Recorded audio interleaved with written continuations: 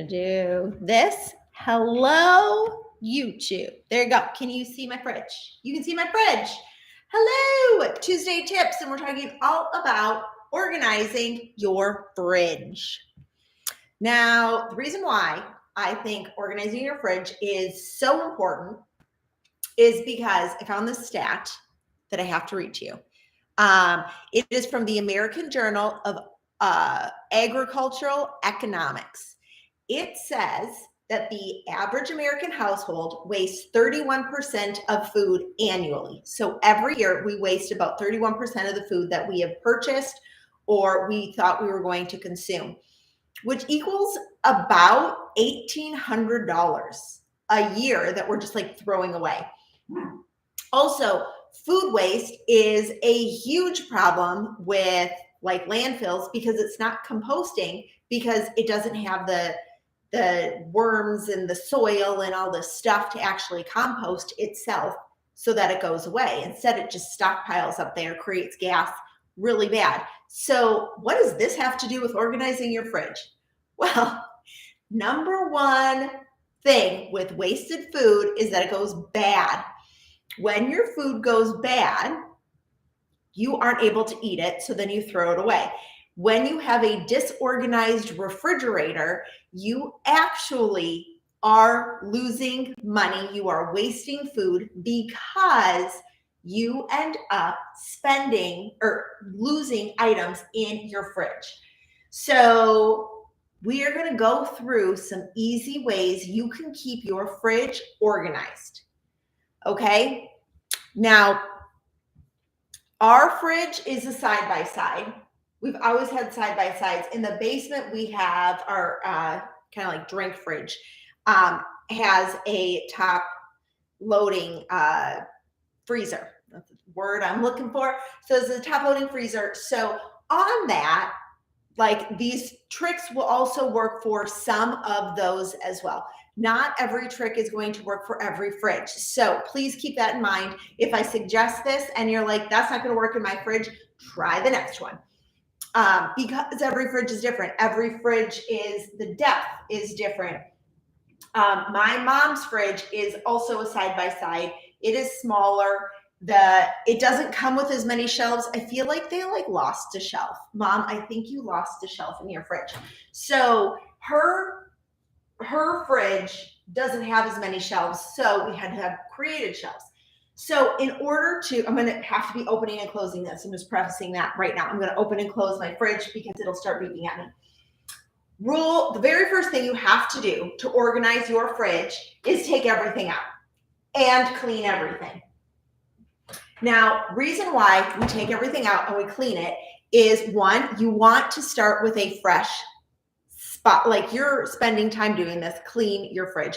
I typically clean my fridge like 4 times a year, like do like a deep clean of it. I don't think you need to go like balls to the wall. Like we're not going to go clean the fridge. So I typically do it with like spring cleaning, winter break, back to school, summer break. Like right before the kids are done with school, I'm going to like clean that fridge so that it stays clean until school starts again. So like those 4 times a year, I like do a deep clean. I take everything out. I scrub down everything. Now, if there's a spill, I'll clean up that spill, but I'm not going to sit and like wipe down, take out every single drawer and wash it with soap and do all of that. I do it about 4 times a year. And then I spot clean as needed. So spend the time now. Use it as spring cleaning. Take out everything from your fridge and wipe it all down with whatever cleaning supplies you have. There is no magic cleaning supplies. Whatever cleaning supplies work for you is what is going to work in your fridge. So use those however you like. And then you're going to do this next trick. And this next trick is what I think is creating a system. And that is, you're going to categorize before you organize. So you're going to group your foods together based on either how you cook or how you search in your fridge. They are 2 separate ways.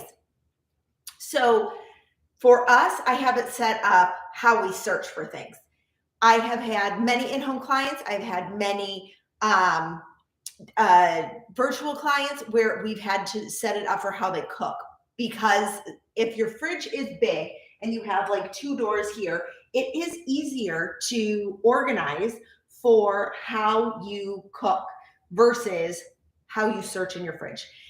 Either way, it doesn't matter. Both ways work perfectly. So what you're going to do, you're going to group them. You can either group them like, dairy. This again goes with both of them, like dairy, deli, bakery, condiments. I'm listing them off for you right now. Meal prep, lunch prep, desserts, leftovers, fruits, veggies. You can, however makes sense for you is how you should group those, pieces of food.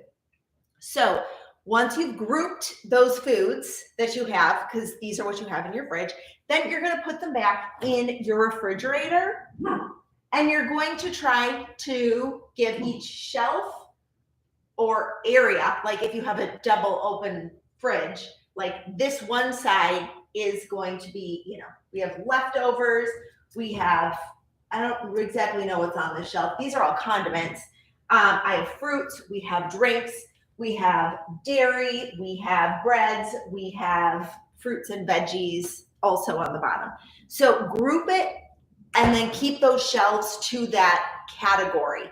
The reason why, when you go and you are, cleaning out your fridge and then you go to like look to see if you have something, instead of going in like, okay, well, I don't know if we have any more cream cheese, and you're moving everything around, and then see this tiny little jelly gets pushed all the way to the back and buried. And what's going to happen to that tiny little jelly is it's going to go bad because it's getting pushed back behind everything, because there isn't a logical way of thinking about how your fridge is set up. Yes, this sounds so ridiculous. I am so well aware of that. But, and like reality, when you set up your refrigerator, similar to that of a grocery store, similar to that of like, like a Target, like how they have all of their food, their produce is all set together. When you set things up in that kind of way, it's going to make your mind visually see everything you have. You are going to not have to search and move everything around because everything has a place. You know where everything is. So let's say you have an entire shelf for meal prep, okay? So it's all your dinner thing, like everything you bought for dinners all goes on your top shelf of your fridge. When you go to get your stuff for your meal, your menu, whatever you're making for that day, you know exactly where it is in your fridge. You don't have to dig around. You don't have to look. You don't have to miss an ingredient or think you miss an ingredient because you aren't sure where it's placed in your fridge. You created something that makes sense. Now, I want to note right now, I've not yet said that you need product for any of this, because you don't. You can organize your entire fridge without products. Isn't that crazy? Yes, it is true. So when you go to put things back, think about how you grouped them and then put them back on shelves where it makes sense. I typically like to keep leftovers roughly eye level. I like to keep fruits and vegetables at my kids' eye level, like fruits and vegetables that I've cut up. So for us, we have, these are washed and prepped fruits and vegetables. Down there are apples, oranges, other items that, might take some effort on the kids' part. But at their eye level, I have fruits and veggies cut up for them so they can just take them and go. And this is typically where they pull from, like food for snacks. And then I have drinks on the bottom so that they can independently get their own drinks.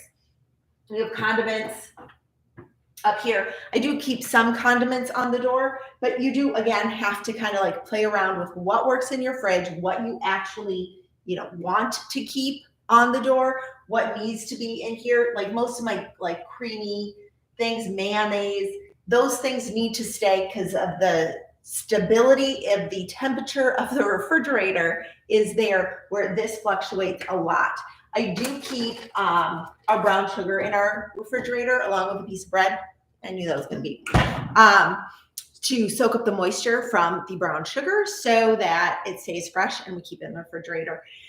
So for us, that works really well. And then when we put items back, after we grouped them all together, when we put everything back, we group them by category on the shelf. Now, sometimes it might help to use product. Sometimes it might not. So you have to look at your fridge. You have to look at how your family uses your fridge and then what items you have continuously. Now, on my website, I have the simple guide to cleaning and organizing your fridge. And in that guide, I have a bunch of my favorite products that you can use to help you organize. One of them, the biggest thing I've seen is very little drawers in refrigerators, or the drawers aren't set up to hold like many different categories. I don't think you should like shove a whole bunch of stuff. Don't stick all fruits and vegetables in one small drawer. Space it out. And there are products that can give you more drawers. One of my favorites, it's on Amazon, and it attaches to your shelf, two things right here, and then it creates a drawer right here so that you can space these out. If we moved the drinks up here, we could create more drawer space down here by moving this down, and you can play with the shelf size so that you can create more storage in your refrigerator.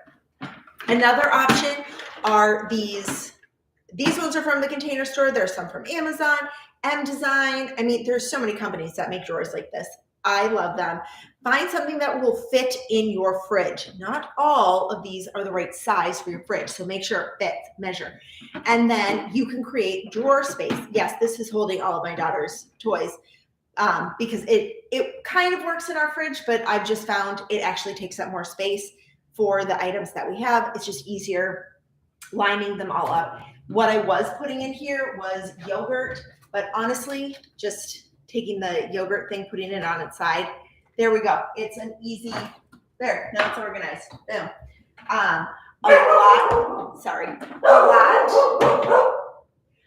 A lot of the things that we do keep in the fridge, I do make sure that we have like the Tupperware containers for them. And I will wash and prep all of those and then stick those on the shelf. I use wine pens to write on the glass, right on the top, right on the side. And so like what's in there, how long it's been in there. It's perfect for those glass containers. That's why I like the glass ones, because then you can wipe it off. Also some other products that could work in your refrigerator as well if you need the space. Typically, it is drawer space. And so I have quite a few options on the blog with what to use. If I do have a turntable, lazy Susan, roundabout, whatever you call these things, in my fridge. It doesn't work for everyone. But if you have space and you think it would be beneficial to you in your refrigerator to hold condiments, then by all means do it. Otherwise, if it's just taking up space, do not feel obligated to keep that in your refrigerator. So when I'm going to kind of do a demo. So I'm going to take things out and then kind of show you how I line up everything in the fridge. And then we're going to talk about how to maintain this once you've set it up. So you've cleaned it, you've categorized it, and now we're going to put things away. So here we go. I'll do like these shelves. Okay, so we have our yogurt. So I'm going to line the yogurt up in a line, and then I'm also going to take off these things around the outside of the yogurt container. I'm not getting a special bin for these. I'm not putting them in something else. I'm just leaving them in here because you know what? This works. This is cheese, so this actually should go in my cheese drawer. All right. So the condiments on here are the ones that I try and keep. Give it a second, and then it'll stop beeping at me. are the condiments that I like to keep in our refrigerator so that, it's ranch, it's mayonnaise, it's the things that I don't really want to fluctuate with temperature. So since our condiments are up on the top, actually our maple syrups should stay there so that the kids can get it. And then we have things like pasta sauce, which I line up like you find at a grocery store, straight line. And our jam. Okay, and then we have some tofu and cream cheese. Cream cheese should actually go on that shelf because that is more dairy items, so they all should be together. Our eggs I'm going to put on this shelf because I'm putting the eggs up. I could easily put them on the dairy shelf, but my kids don't really do that. But when they were younger, I would keep them up higher so that they wouldn't pull them out and then break them all. So now I've just gotten into that habit, but you can easily put them here on kind of like the dairy shelf. And then this is just leftover sauce. So there, I think that's honestly all we have. I do need to go to the grocery store. So, which brings me to maintaining the order that you have created. So you've lined everything up and you're like, this is great, but I have to go to the grocery store. So now I just spent all of this time doing this for what? This is what you're going to do. When you go to the grocery store, you're going to take everything out of the bags and group them just like you have in your refrigerator right now. You're going to line them up just like you set up in your refrigerator. And then you're going to take those items that you have, okay? So we got from the grocery store, we had, one banana yogurt. Now from the grocery store, I have a whole bunch of other banana yogurt. So I'm going to make sure that this old yogurt's in the front. It's not old, but original yogurt. And I'm going to put the new yogurt behind. Okay? There. And then if I get a new milk, I'm going to pull the original milk in the front, and I'm going to put the new milk in the back. There we go.